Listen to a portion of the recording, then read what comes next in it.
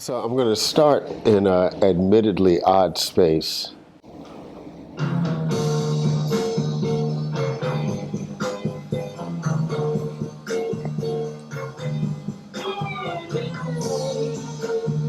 Last night, I was feeling something wasn't right. There was not another soul inside.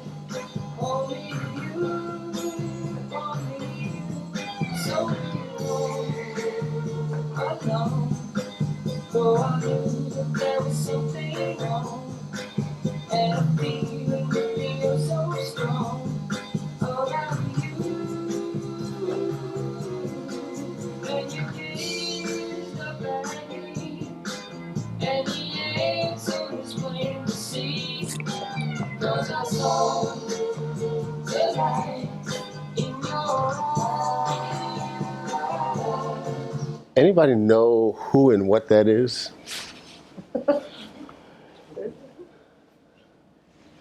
Yes. Sure. Oh, that's Todd Rundgren. That is Todd Rundgren. Early 1970s, a track called I Saw the Light. It may in fact be my favorite song.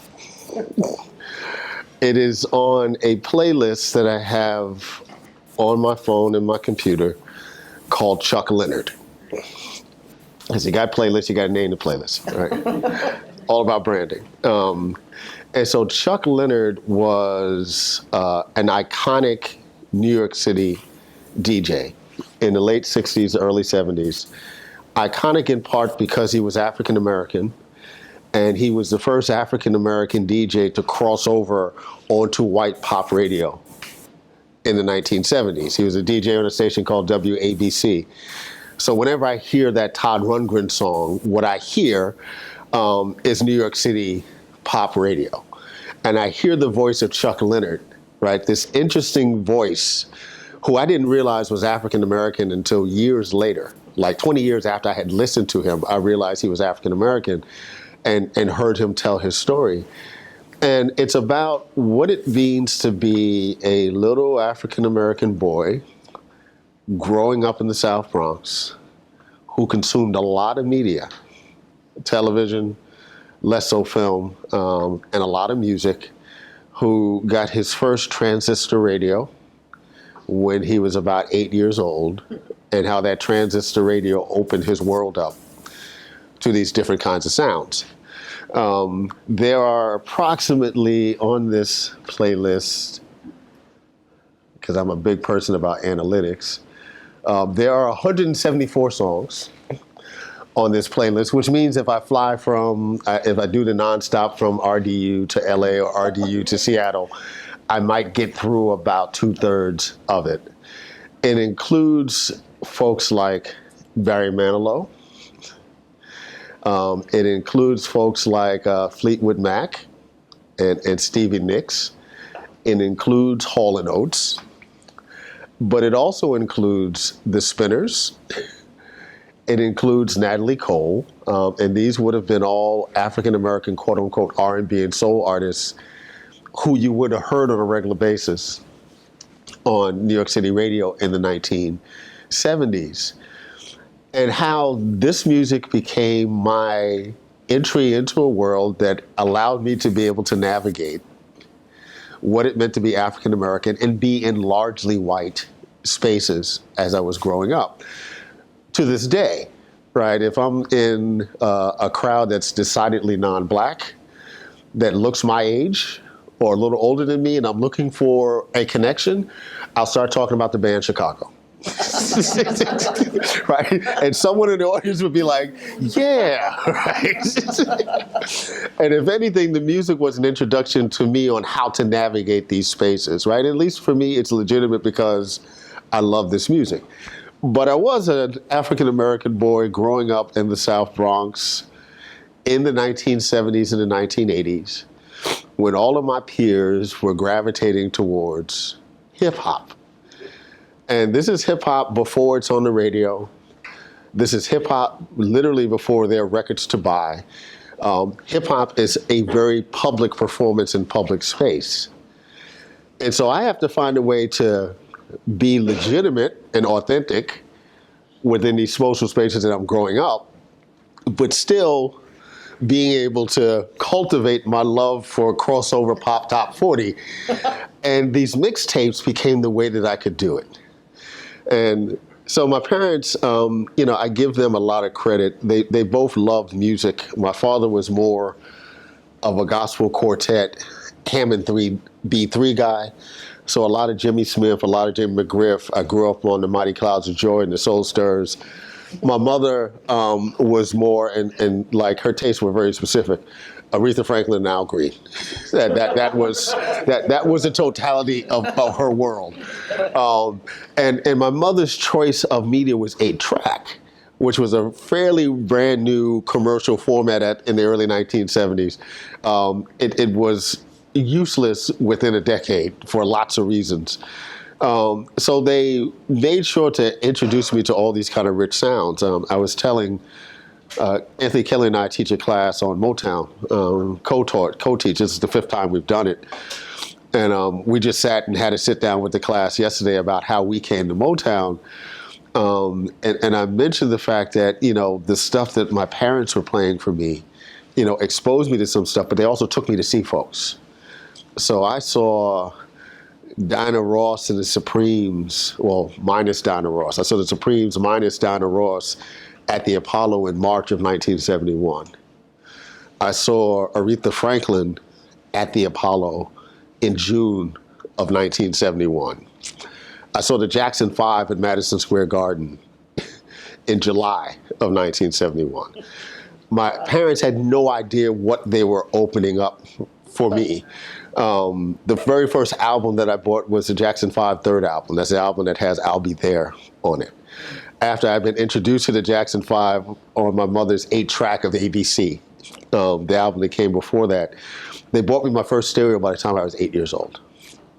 Because they wanted to make sure I stayed away from their stereo equipment. And they recognized how much I love music, so they bought me a little stereo system for myself. But the big change came when I got an upgrade. And this upgrade had a cassette player, and I could record stuff off the radio. And I would do this dig where I would be sitting around, right? Because you're not thinking about longevity and what it's going to sound like, but I'd walk into my room and hear some song that I think I like, and I'd go run and record it. So I would have all of these cassette tapes, 60 minutes, 90. My preference was the 90-minute TDK, metallic, right? Because the sound quality was so much better. I would have all these tapes with like 2 and 3 minute snippets of songs, right? But it didn't matter to me because I was kind of cultivating a listening experience, and it was on these cassettes that I could kind of maintain this private world of pop top 40 away from my peers. And it's also, the first generation of Walkman. So I really could privatize my listening experience. And it was one day where I was listening to my Walkman, and a couple of my friends kind of stopped me, and they were really curious to what I was listening to. And let me play for you what I was listening to.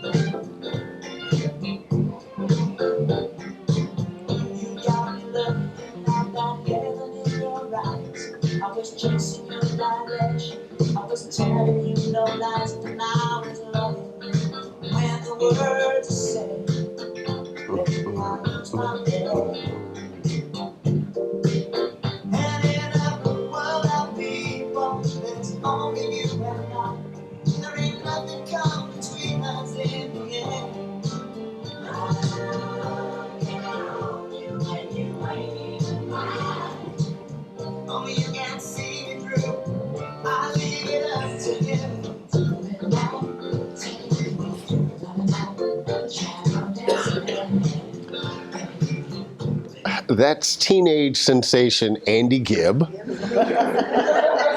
the youngest of the brothers Gibb, who launches his career in 1977, a good 15 years after his brothers do. And I loved Andy Gibb. I just want to be your everything. I mean, just all of that stuff. And I realized that like I had a problem, right? I had to figure out how to navigate why I loved this stuff, with peers who may have been listening to this stuff, but they were not comfortable enough to acknowledge that, publicly in the way that I was. Because New York City was a unique media space in that while there were black media outlets, it was a very diverse media platform, so you consumed a lot of stuff. I watched, when I was a teenager in high school, I watched a lot of All My Children. Jesse and Angie and Jenny and Greg. I consumed a lot of that, right? Ryan's Hope, which was my soap opera of choice, came on 12:30, and then All My Children. I actually got into watching All My Children because I got into Ryan's Hope first, right? And then it would go into All My Children, right? So you consume a lot of stuff. So it was hard to have, segregated listening tastes in that regard. At the same time that I'm kind of cultivating this personal use of the mixtape, we have this culture that's emerging in New York City called hip hop. And hip hop largely circulates in its early days via the cassette tape. Air recordings of live performances, almost always in outside parks throughout the 5 boroughs. Many of the more enterprising guys, because you got 2 turntables and a microphone, you got all this kind of apparatus. What the hell are you plugging into? And so you might be running 4 or 5 extension cords into the house on somebody on the first floor of a building. You might be actually siphoning electricity from the public lighting in the park, right? It's a DIY culture, right? And so it circulates in its early days before you hear it on the radio. Like, I'm old enough to remember first hearing Sugar Hill Gang's Rapper's Delight on the radio, and the conversation that I had with all my peers is like, rap is on the radio, right? Because we hadn't imagined it would make that kind of shift, because it existed as much more of a public culture up until that point in time.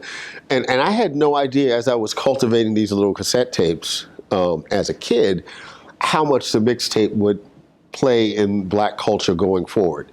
The literal cassettes that circulate in the 80s and 90s, to the fact that we talk about mixtapes today that aren't actually mixtapes, right? They're not something that's actually physically embodied anymore, right? But essentially playlists, right, that we can access on very different platforms.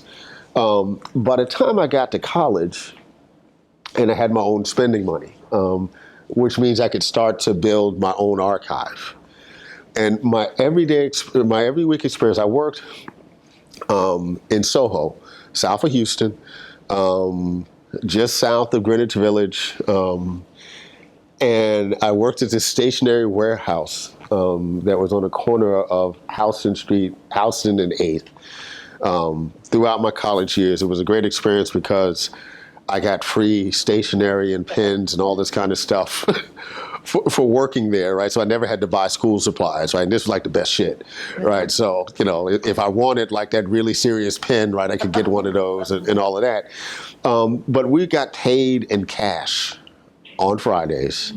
We'd get our little manila envelope, and I would walk from Houston Street and 8th all the way down to Borough Hall and those places.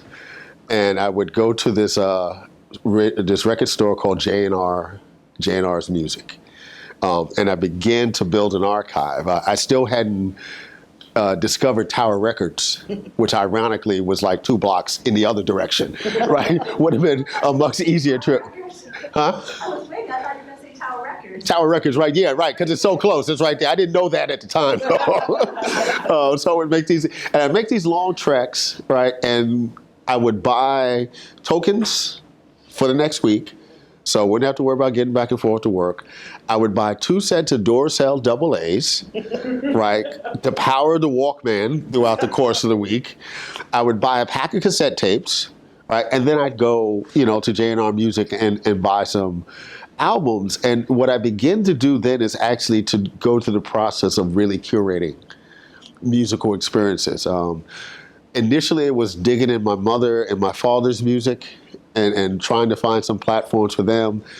It was weird because I would get introduced to new styles of music, and immediately I would know that the only way I could make a tape with this particular style is that I had to have other versions of that style, right? So I couldn't randomly make a tape that had John Coltrane's Alabama and Atlantic Starr on it, right? Because those in two very different genres, right? So I began to cultivate this, and this was a great time because, like, albums were $3.99, and I would make these things, and part of it was to find some way to express who I was. Because quiet as it's kept, and it might be shocking to some at this point in my career, I did not necessarily have the gift of language. I wasn't a talker. I wasn't a big talker. I rarely ever talked publicly. In the parlance of the day, amongst some of my male peers, I did not have game. I was decidedly ungame. And that really hasn't changed. And it was often through cultivating this music, right? And not even in an active, it's not like I would make cassette tapes and send it to somebody and go like, I got the hots for you, listen to this. It wasn't even like that. It's like bringing them into a space where you're playing the music and hoping that they go, wow, that's some really interesting music, right? Or it's really interesting how you put those two. It was like, it was the only way for me to show this kind of sense of interiority that I didn't have the comfort to sharing with people but if you listen to these tapes, you would have some sense of what I was trying to be about and what I was trying to articulate. And it's funny because I can remember different times where I was in the courting stage of some girlfriends in college. And you'd be doing like the homework date, right? So you're someplace in the dorm and you're sitting there working on your homework and you got your little boom box and you play your tapes. And that was like the thing, right? Yeah.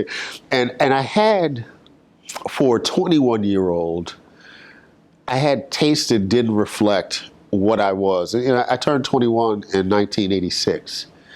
And while I listened to a lot of contemporary stuff, I actually didn't listen to a whole lot of hip hop at all in those days, except for the Run DMC.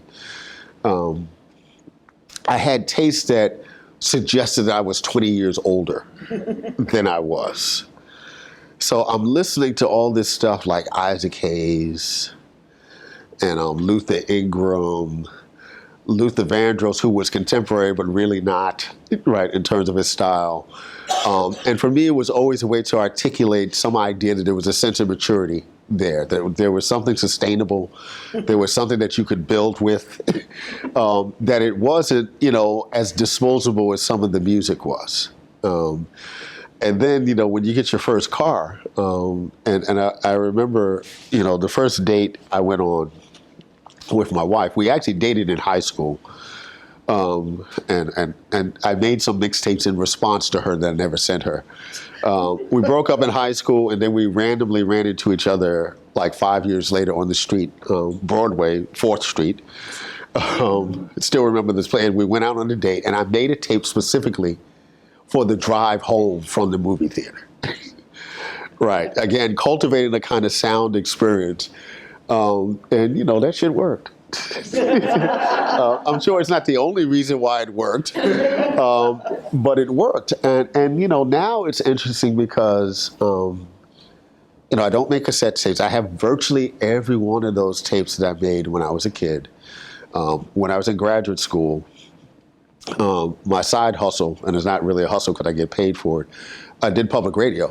A Sunday morning show called Soul Expressions that I did from 1991 to 1996, 10 to 12 in the morning. And I would play a mix of soul, jazz, some gospel, very rarely contemporary R&B, rarely contemporary hip hop. As I got better at it, I would reach out and do these telephone interviews with scholars and musicians. And so I would integrate those into the show with music playing in the background. Right? And I still remember the one I did with Farrah Jasmine Griffin, who was a very, very young junior scholar at the time. Her book, Who Set Me Flowing, had just come out. And she's wondering who this crazy dude who's calling her to talk to her by phone, to record it, to play on his radio show. I got the chance to interview Manning Marable. Right. And so it was all this kind of interesting moment. But the beauty of it is, like, I recorded everything. And so I still have like 50-something tapes of air recordings of these shows. And it was so critical to my graduate practice, particularly my dissertation, because I was in this radio station that had this huge archives of albums that no one had cared about for a generation. And so I would literally just go into the stacks and piece together a Black musical history based on just random stuff. And none of this stuff, even at that time, this stuff isn't on CD. Some of this stuff isn't even available digitally at this particular moment. I will say that there were a few of those albums that, how can I say this, had to be liberated to make sure that they would be saved in the future, as they have been in my record collection for the last 20 years. But the most important thing for me was this kind of thinking of the cassette tape as a way to document things, right? And so that became very important to me.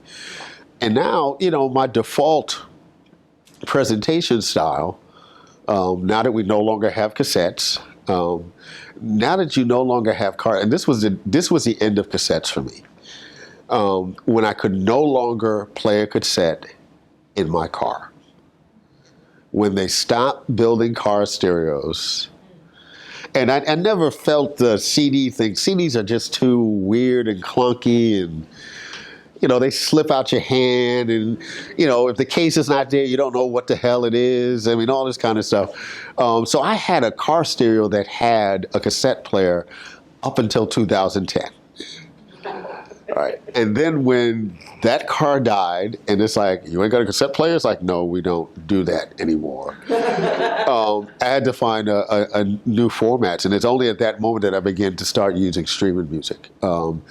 And my streaming platform of choice, everybody got an iTunes account. I don't do iTunes music. I do have a Tidal account, but that's a different conversation. But I use Google Play. And one of the reasons why I use Google Play is that they allow you to upload stuff from your own archive. So it allowed me to better integrate what I had with the stuff that I didn't have, in ways that I wouldn't have been able to do on other platforms. But now the playlist has come, like my default presentation style. I can curate, give me a subject matter, particularly relates to like Black culture and music, and I can put together a 15-song playlist, and we will have a rather rousing 90-minute conversation about this. I got to see this actually play out last month. The Crystal Bridges Museum of American Art, which is in Bentonville, Arkansas, home of Walmart. Crystal Bridges itself was largely built on a donation from Ann Walton.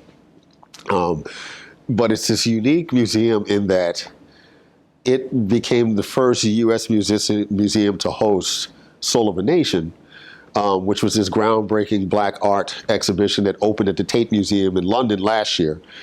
It's going to the Brooklyn Museum in September, which makes absolute perfect sense. But its debut in the U.S. was in Bentonville, Arkansas. And so they had me come down 3 straight weeks from Tuesday to Saturday, in which I would put together a playlist and talk about the music in relationship to the art, and then I would host a film the next night. And so the first one was a playlist around Motown. The second one was a playlist that talked about the Stax Recording Company. And what I didn't know at the time, Al Bell, who was a great founder, not the great founder, but one of the great owners of Stax Records, is actually from Arkansas and is like trying to build a new business at 78 years old in Bentonville. He came to that talk. And then the following week I did one on jazz music. And it was interesting to me being able to put together these playlists, and most of them had about 40 songs. It is by far an overwhelmingly 50 plus white audience. But the way that the music, could cut through various things, and I'm sitting there watching people like go off elsewhere, trying to connect their memories to these songs and then trying to provide a larger social context for it. And that's not something I would have ever imagined early in my career, that you could take a playlist that's carefully curated to have that kind of impact on folks. It's a little bit more of a challenge with undergraduates. And I say this, I love undergraduates, I love students, but students don't listen to music, if that makes any sense. And I'm not making any kind of claim about whether or not they can hear music, but music is always background, right? I do this thing in my class every week, the hip hop class I teach with Ninth Wonder. I always play a playlist before class with the idea that the stuff that I'm playing, right, will offer some sort of introduction to what we're going to talk about that evening. The students who are there early, half of them on their headphones. And I always want to say, don't you think I'm playing the music for a reason? But even the ones who are, it's like just flying past them. I find that different with older audiences, right? And part of it is that, I'm playing music for undergraduates in which the music doesn't offer any connection to them, particularly in terms of memory, right? With older audiences, you play Martha and the Vandellas, that will resonate with them because it connects them to memories in real ways, and they start to think about the music in different ways. And so I think it presents a challenge for us to cultivate an interest in an older archive for younger folks. With my two daughters, I have a 19-year-old and a 15-year-old. And they both, my oldest daughter's favorite playlist, because she was a competitive swimmer, she's a competitive swimmer, and we would drive, back and forth to practice every day, drive to some of these meets 2 hours, and I would play this Chuck Leonard playlist. And so there are times now when she comes home and we're driving, and she's like, "What's the white people playlist?" Right? Because that's kind of how my wife would describe it when all four of us would be in the car going on vacations, and I put on this playlist, and my wife's like, "Oh, this is a white people shit again," right? But my oldest daughter actually kind of gravitated to it. My youngest daughter does, but she deploys it a little bit more strategically. But both of them, I think, because of the songs that I played when they were young, even though it weren't songs from their time, per se, it connects with them in terms of our relationship. So sometimes when I'm walking through the house now with my 15-year-old, and my 15-year-old is very much like I was as a kid. If she's awake, there's music on. So her phone and her streaming service comes into the bathroom with her, right? When she's doing her hair and makeup, it's, when she wakes up in the morning, when she goes to bed. So she travels with music in that way. And I'm hearing everything like in a steady stream from Lil Yachty to Maxwell to Mary, right? She has no respect for boundaries and genre, right? It's like just, here's a gospel music, here's some trap music, here's some classic R&B, and lo and behold, now we're listening to Sammy Davis Jr. sing the Candyman. But the pride that I take in how they think about music is in the fact that I really think it connects them to what our relationship was as daughters and father. When they were stuck in the car and they didn't have a choice. My oldest daughter never had the choice to change the radio station. Right, to the point that she would never even think to ask, to say, I want to listen to this.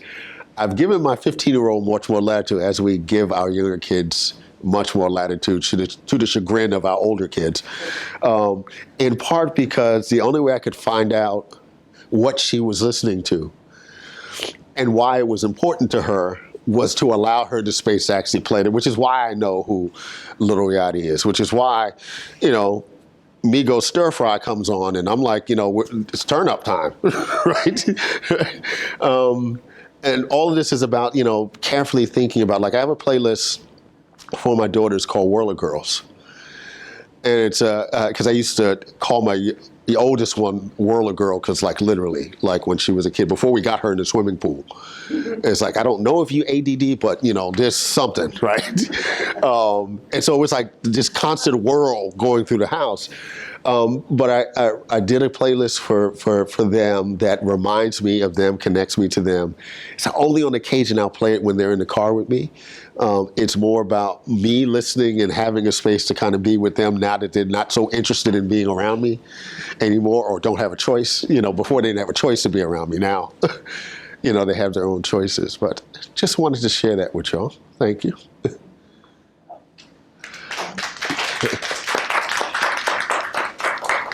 You know, it's crazy. Every once in a while, for whatever reason, it will crash.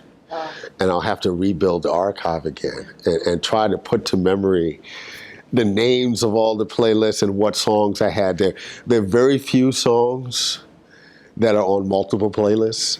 And if they are on multiple playlists, one is about a listening experience, the other one might be about an activity experience. Like, so I have a walking playlist. And so some of those songs might cross over to other playlists, but it's very specific about what needs to be in conversation with each other. Our wedding DJ. It's not our married, for those of you who don't know. But, I actually didn't know that. Someday I'm gonna write the book on who is married. It's like, I did not know that. I realized it was real.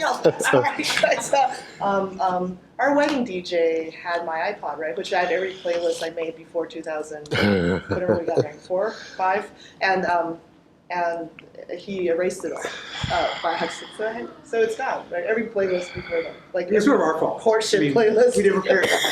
We didn't have a backup, but yeah. So every courtship playlist was. The iPod was when it emerged, it was like a beautiful. It took me a while to get to it. In fact, I bought a couple of other versions of these handheld things before I actually did an iPod. And suddenly it's like I have thousands of songs on this thing. And I had a classic. And then my classic crashed, and I was between laptops. So the archive was a little sketchy. And I go to Apple. I want to buy an iPod Classic. We don't make those anymore. What the hell are you talking about? What the hell am I going to do? And that's the only reason why I invested in a streaming service. Because now there was no longer something that physically could hold the music. I have a zillion questions. I think there are other questions. Mm-hmm. When you talked about your 3 talks in Arkansas, which films did you show with the music that you talked about? We did Mo Better Blues. We did For the Love of Ivy. And For the Love of Ivy is a late 1960 film that was produced by Sidney Poitier that starred Abby Lincoln as a domestic. Carol O'Connor played the father of the family that Abby Lincoln's character was in. And it's such a beautiful film. And I highlighted that film because there's actually artwork from Charles Johnson that appears in the film. Like one of the characters stops and goes, "This is a Charles Johnson." That's one of the reasons why I picked that film. And the other film I want to say was, Black Power Mixtape. That was the one I started with. It was great because most folks in the audience had not seen any of those films. Do you get your students, I know you said you have difficulty with students not connecting to music in the same way that older people do, but do you try to get them to compile their own playlists and have them think about what they would, even if it's always been background, but it's like music that they enjoy in some way? I did for one class. I did a class on politics and Black popular culture. And their final project was for them to curate a playlist that spoke to those kind of tensions. What we've had to do now with the class is that my TAs will keep track of the songs that get played, and they'll produce a playlist for the students of all the songs that got played during the course. So if they want to go back and listen, they can. But yeah, it just remains a challenge. And I don't think they see, I don't think today's 21-year-olds have the same passion for the archive the way that I did at 21. I think there'll become a period of time where they will appreciate that, but I don't think, as a college student, that's a kind of default activity for them, right? I need to make a great playlist, right? But they might have songs that speak, that resonate. Resonate with their person. It's not necessarily an archive, but it's almost like it's an autobiographical move to say, this is my playlist. Right, and I think most of these streaming services actually have cultivated that, right, in terms of their listening practices, right? Whether it's Spotify or Pandora or even Apple Music, they will actually capture what you listen to on a regular basis and kind of cultivate an experience for you. And even temporally, right? It'll say this is May of 2017 or whatever it is. It'll say this is what's hot this month. And so you can go back and listen to old months, things like that. I get stuff on Google Play, particularly when I go on the laptop, and it's like music for a Thursday evening. Right, and sometimes it'll be like stuff that they draw, but sometimes they'll actually pick one of my playlists. It's like, you listened to this on a Thursday evening 2 weeks ago. This is both like interesting and creepy at the same time. I was wondering if you could say something about, and then to digital streaming, of the question of platform as it relates to both audio quality and how you relate to that. Because obviously, even for a good quality metallic cassette tape, it's vastly different from. Right. And then there, audiophiles debate about so MP3s being too compressed and and so. And to what extent, I mean, like a lot of people cultivate vinyl because of the noise, because of the background, right? That's part of the tactile quality of experiencing. And also, I think a related question, you mentioned this passion for the archive. And it seems like from your discussion, and sort of roughly the same generation too, I mean, it took work to get music at that time, right? I mean, right? And now it's just much more, it's much easier to get. I'm wondering if that passion for the archive relates to the relative inaccessibility of accessing the music that you actually have to make an effort to find and preserve it. That's a great question. First dealing with the platform piece, one of the things about cassettes was the limits of the time frame. So even if you're making a cassette tape, you have to be conscious at the end of the tape, right? Because one of the things I never wanted to do was for one side of the tape to end in between a song and then capturing the other half of it on the other side. So I would literally sketch out the time, and flip songs in certain kinds of ways to make sure that a song ended and then that side of the tape ended. Now with streaming playlists, like the fact that I have, to have reproduced on cassette this Chuck Leonard playlist with 174 songs, I'm probably talking about 10 cassettes, 10 60-minute cassettes. And so you have wider opportunities in that regard. Quality is definitely a big deal. Like, for those of you who grew up loving cassette tapes, when your favorite tape broke, right? And I was no expert. I might think I could teach a little bit of something about how you fix a cassette tape. But, everything from trying to figure out how to splice it, how to figure out how to actually open it up, and re-spool it and stuff like, and it's like, if it breaks, it's lost. Right, and so it's like that kind of technology becomes a problem. CDs again will be for really sketchy. I couldn't figure out, and then they got the recordable stuff, and I got all these CDs in my office of recorded music. I have no idea what's on them, right? And of course now, I can't put that into my Mac, so I can't even play the CDs now unless I buy an attachment to connect to the machine to play the CDs. So that makes and so now when you have digital music, right, and that there's something lost. Folks talk about, you listen to the Beach Boys' Pet Sounds, and it's the only Beach Boy album that I own, simply because of the sonic experience of it. There's something lost in different platforms of hearing that, right? Because it's really an album that's about the space of sound, right? Brilliant in that regard. It's like you have to be, and sometimes that space gets flattened, right, on certain platforms, so you don't hear that, right? That was the early critique of cassette compact disc technology, right? That something got lost in the mix that doesn't really get fixed for like 15 years. Right, in digital music, contemporary stuff sounds great, but in some cases there might be something that's missing. And then the actual listening experience, like I was meeting with one of my colleagues before this, and I talked about my travel, because there was a period of time in the last 6 weeks, I was on the road 14 to 17 days and like 18 to 24 days, right, including 2 trips, separate trips to the West Coast. It's like, you got to figure out how to travel like you're grown. And traveling like you're grown is like TSA pre. Right? Traveling like you're grown is like pick an airline, right? Make that your airline, and then join their Sky Club, right? So the Douthit Sky Club is like, makes all the difference. But the most important purchase I made was my Bose wireless noise reduction headphones. Them joints cost me $400, right? To put this in some kind. I ain't talking about the stuff you buy in the airport for $9.99, like you get crappy sound. Because, if you're going to cultivate this space, you have to have technology that allows you to hear it, right? And that's not even like, it's not Stenhauser, right? I got to think about spending $800 to get a pair of Sennheiser that will take it to this kind of next level. But it's about having a real appreciation of. Now, the archive question, is fascinating to me also, because it's like, as a kid, this was not stuff that I necessarily paid attention to what I was doing with that.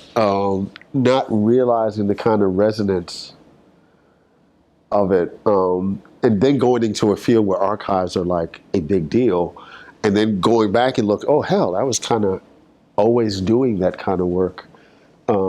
Without necessarily thinking about it in any kind of active sense. Right? I'm not sure I answered all of your questions about the archive. I have a little bit of a follow-up to that question, I guess. And it was such a fascinating talk, and I was a big mixtape maker too, and receiver. And but one of the things I was really curious about, because you mentioned curation a lot, and also archiving, is one of the really radical aspects of making mixtapes we're also we're all the same age, right? Yeah. So was that you were breaking apart something like that you were the reason you were showing your taste was precisely that you're putting unexpected things from different albums in conversations, right? And I've always wondered about and that obviously is the taste making aspect of it and the personal expression. But now we see songs as songs, even though things come out as albums. But there are very few albums like Lemonade that are a totality that can't be broken apart. And basically the playlist always allows us to just see things. So I was just kind of wondering whether that is a difference in the whole idea. There's no question, right? The fact that folks rarely listen to music in sequence anymore. The fact that you have an option not to listen to stuff in sequence. The experience of listening to Marvin Gaye's What's Going On, and the way that they so carefully curated the first side suite, right? To the extent that there are actual mixes from song, like seamless mixes of songs on that album to make the point that this should not be broken. To put that on like shuffle,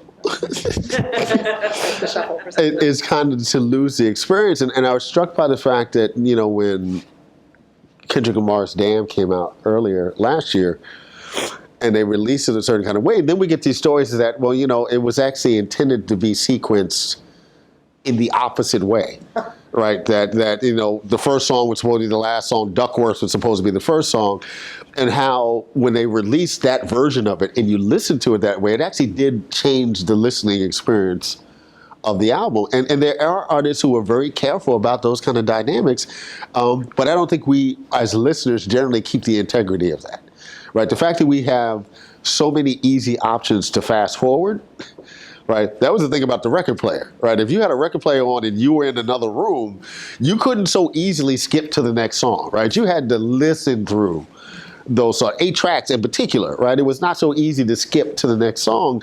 Cassettes, right? You'd spend like 20 minutes trying to get to the next song because you would overrun it this way and underrun it that way. And then, of course, they got these things where you could auto forward, right, where they would listen to the sound gaps, right, and they would stop there. And sometimes it would be right, sometimes it wouldn't. Now those kinds of options, like there are folks who like will download an album and they won't ever listen to half the songs because the listening experience doesn't compel them. They have an option not to listen to those songs anymore. So maybe that's part of the lessening of difficulty, Yeah. which makes it less also compelling. Yeah. The point about how hard it was to get music, there's a group called Enchantment. They did 2 or 3 albums in the mid-1970s. They have a song called Where Do We Go Now that I heard, because the other piece of this for me was listening to Quiet Storm Radio in New York City. A guy by the name of Vaughn Harper hosted the Quiet Storm show in New York City on WBLS. And that was a learning lab for me, right? I would just put that on and like folks that I didn't know he would play.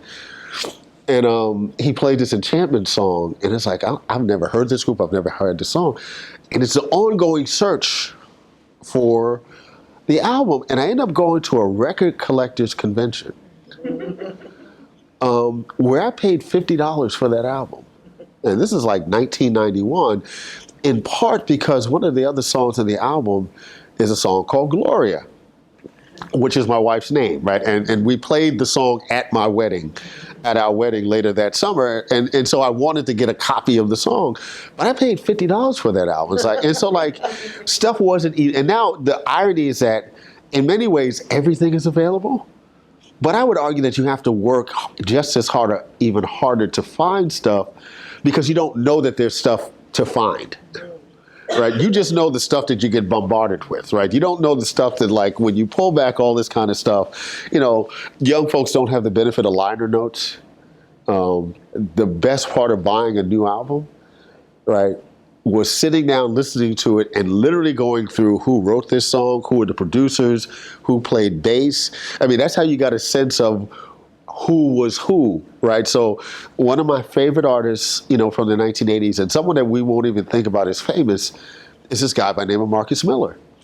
And I'm trying to figure out, and Marcus Miller is an incredible bassist, who is this Marcus Miller that's producing Roberta Flack, Luther Vandross, David Sanborn, and Miles Davis? Like, who is this dude? Who later, on one of his solo albums, writes a song called Much Too Much, which later becomes part of the sample for Jay-Z's, a song on Jay-Z's first album, right? So this guy's like, in some way, like musical, Can't Knock the Hustle is a Jay-Z song. It's like musical, iconic figure. Nobody knows who he is, but the only reason I know who he is because I read the liner notes, right? And so that part of it gets missed now. The beauty of album art. When you look at the double sleeve Miles Davis's Bitches Brew, the attention that artists played to album art in those early days, that because now it's just some pixels on your Spotify account, right? You don't have that same appreciation for that part of the presentation. So you also mentioned the cassettes you have of the interviews you did in your radio show. So this is not about music, so it's less interesting. But then I'm just curious to know, like, is that something what do you do with it? I mean, is there plans to do something with it? Or just? And so I have all of these cassette tapes, and I've long planned to transition them to digital. In fact, I'd like to set up like a SoundCloud, and I have a SoundCloud site, but to upload some of those stuff.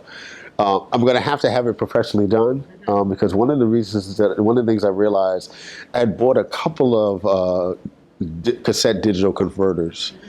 One of the things that you can't account for with cassette tapes, particularly over periods of years, is that the speed changes. And so I would find myself doing digital things. I'm like, why does it sound so fast, right? And there was no way to account for that change in speed in the transition process, right? Which is something I'm sure that folks who do this for a living account for all the time and find a ways to be able to do that. those early phone interviews, and some of them became interviews that I used in my dissertation. I remember talking to Lou Donaldson, who's a hard rock jazz performer from the 1950s, and the lesson that he taught me that jazz in his mind in the 60s and 70s became kind of a concert music. And that if you wanted to see where the future of jazz was in the 70s, it was actually funk music, right? Instrumental funk music. And he still lives up in the Bronx. He's like 86 years old. But some of the conversation I had with him, I was able to incorporate into my dissertation.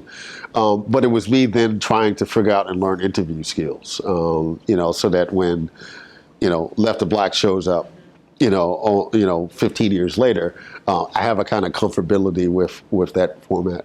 Describe music as a space of interiority, but then also it's a sort of interstitial sort of area that allows you to communicate that positionality with others.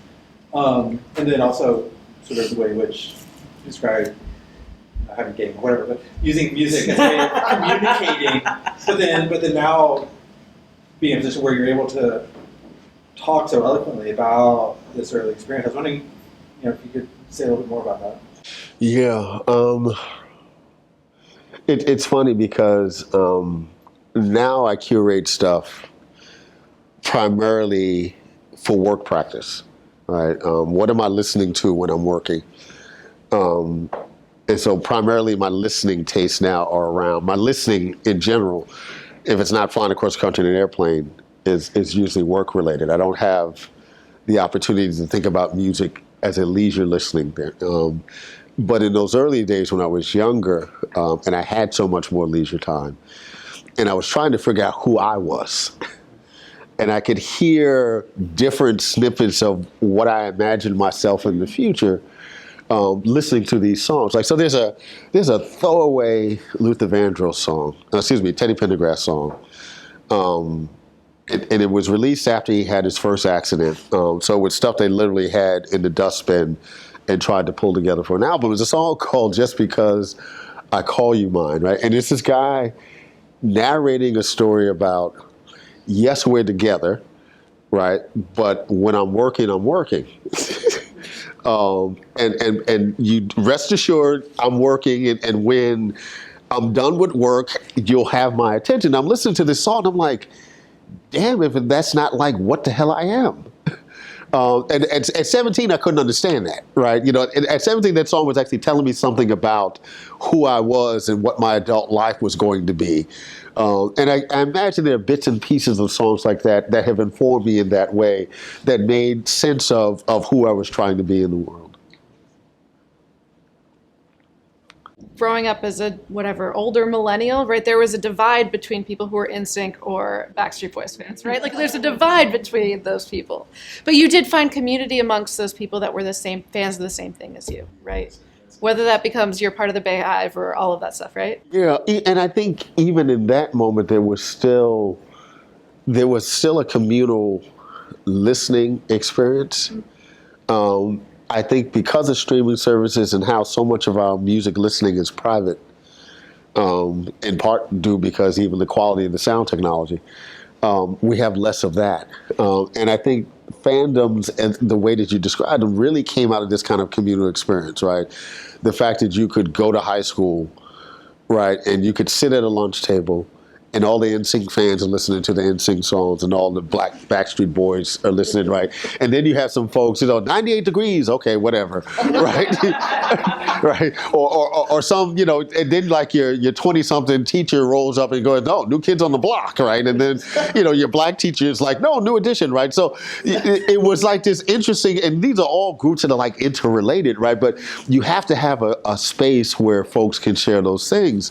One of the things I lament, and Professor Kelly and I talked about this last night, is that when I talk to millennials, particularly African-American millennials, they don't slow dance, or what, my generation would call slow drags. They don't do that, right? And trying to explain to them, like, okay, because even if you listen to the music that they listen to, there are very few, there's some mid-tempo stuff, right, that gets read as slow because you ain't trying to turn up to it, But there are very few ballads that young performers make anymore, right? And I grew up in a generation in which, like, all of your major artists, right? I mean, folks, one of the people that people sleep on all the time, listen to Prince's ballad music, right? Insatiable, scandalous. I mean, just artists knew that you were trying to connect to the totality of the person, right? Not just when they're on the treadmill, right? But other parts of their experience. And part of that, at least in terms of a communal listening experience, is that slow music, slow dragging, allowed for certain kind of social rituals to play out. Michael Jackson class, I was playing "Lady in My Life," which is like this gorgeous, really classic R&B style, and really the most R&B song that's on Thriller, and not accidentally, it's the ballad, right? Written by Rod Temperton, right? Who's this white guy, just recently passed, who wrote and recorded what's a group called Heatwave. And their most well-known ballad is a song called "Always and Forever," right? It's like whole communal experience. And so I'm playing "Lady in My Life," and I'm like, trying to explain to them why this song was significant. They're like, we don't slow dance. And I'm like, what does that mean, right? And I'm like, and I'm trying to explain to them when we were kids, and I'm not going to disparage what it means to be a millennial, but it's like, millennials seem to have sex before they do any of the things up to having sex. And when we were kids, like, what a slow drag allowed you to do is like, okay, let me actually see what you smell like. Right? There are relationships that end on the dance floor simply because I don't like the way that you smell. Right? Or dance, right? I don't like the way that you move, right? The way that I'm not comfortable. And so there's like all these kind of rituals, and they start very early, with the grade school dances, like, and it has to be a distance, right? But you're learning how, it's the same way that millennials, for the most part, don't actually talk to each other.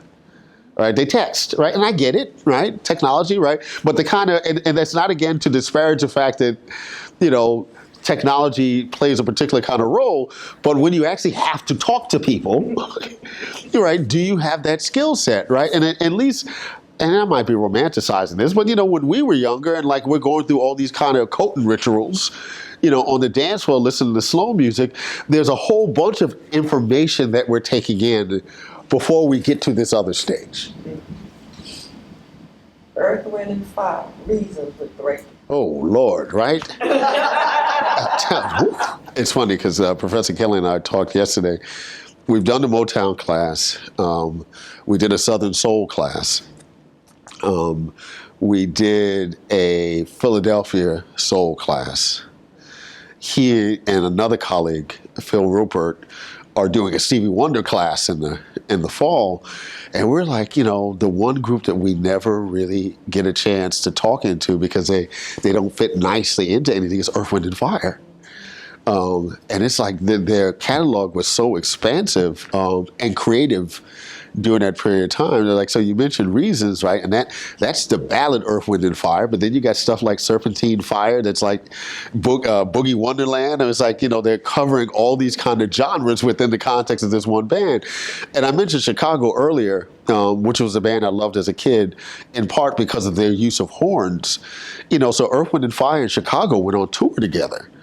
About 7 years ago, and it was such a brilliant idea because you had these two bands in which these horns were so central to their sound, and folks never put together that the folks who were listening to Earth, Wind, and Fire actually really did love Chicago, right? And the folks who, and I'm talking about the early Chicago, right? I'm not talking about the Peter Cetera Chicago. I'm talking about the earlier Chicago. But the folks who were listening to early Chicago also dug Earth, Wind, and Fire, right?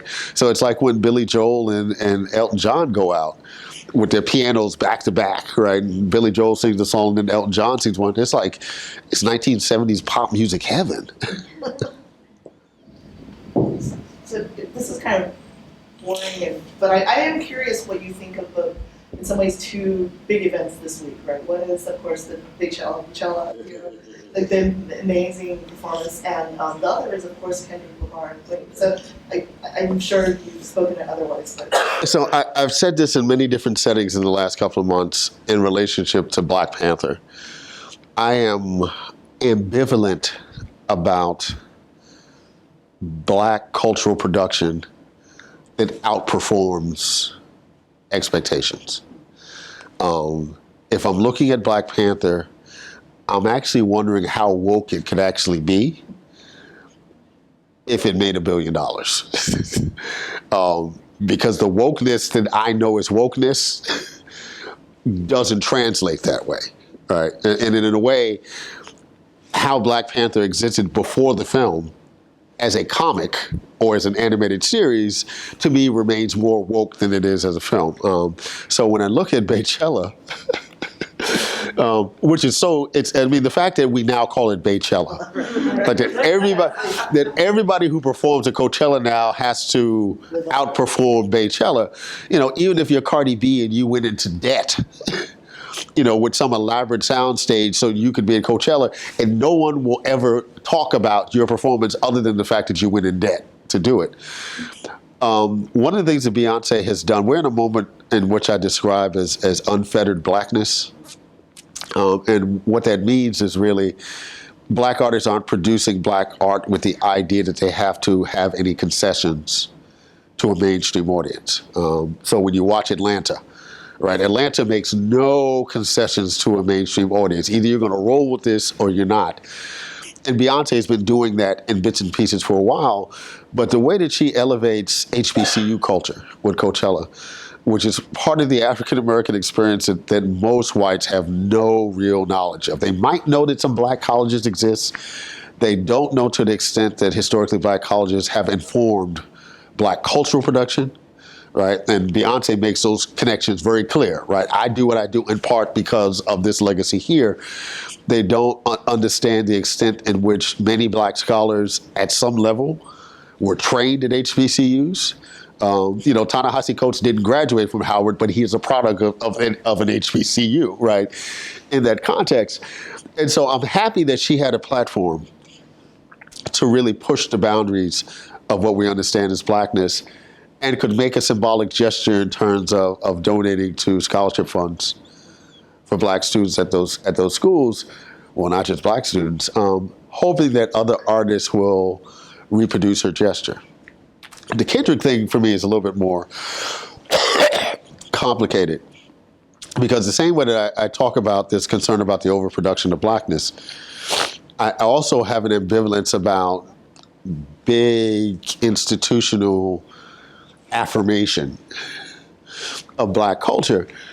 And so I'm like, you know, does Kendrick's Damn sound any better today now that it's Pulitzer Prize winning Damn? It was genius before then, right? And it actually feels like a makeup call to me. You know, when you come down to court and referee misses a foul, and so they do a makeup foul on the other way down. You know, it's a Denzel Washington story, right? You know, we're going to bypass all these brilliant performances you made to give you an Academy Award for Training Day, right? Which what literally might be one of your least consequential performances, right? And so I'm like, you know, quite honestly, To Pimp a Butterfly deserved that Pulitzer. And I would make the argument that Good Kid, Mad City, I would have given it to that before I would have given it to Damn, which in Kendrick's catalog is really conventional. But we understand that, you know, it's important for these honors, and certain kind of people fit those honors. So when you think about Wynton Marsalis being the first jazz artist to win a Pulitzer, of course it's Wynton Marsalis. Right, of course, right. The Black jazz artist who has spent a good portion of his career dabbling in playing classical music. Right, he won his first Grammy Awards playing classical. Right, so of course you choose him because he represents a certain kind of thing, and I think there's a kind of commercial viability and artistic gravitas that is always already placed on Kendrick that makes the argument of giving him a Pulitzer important. But at the same token, you know, how many pop stars win Pulitzers? And so now everybody in the world knows that Kendrick has a Pulitzer, and it seems like some sort of act of racial reconciliation, right, in this moment. But, you know, nobody knows, you know, who Lynn Nottage is, who's the black woman playwright who's won 2 Pulitzers, like 9 years apart, right? And so it's like, it's not as if Pulitzer hasn't recognized black genius, right? But to the fact that we can support all of black genius within this context, except the ones that are on the pop charts at the time, you know, is a challenge that's not about the Pulitzers. It's really about, you know, us in terms of audience and supporting artists. Well, thank you so much. Thank you. I really enjoyed this. Thank you so much.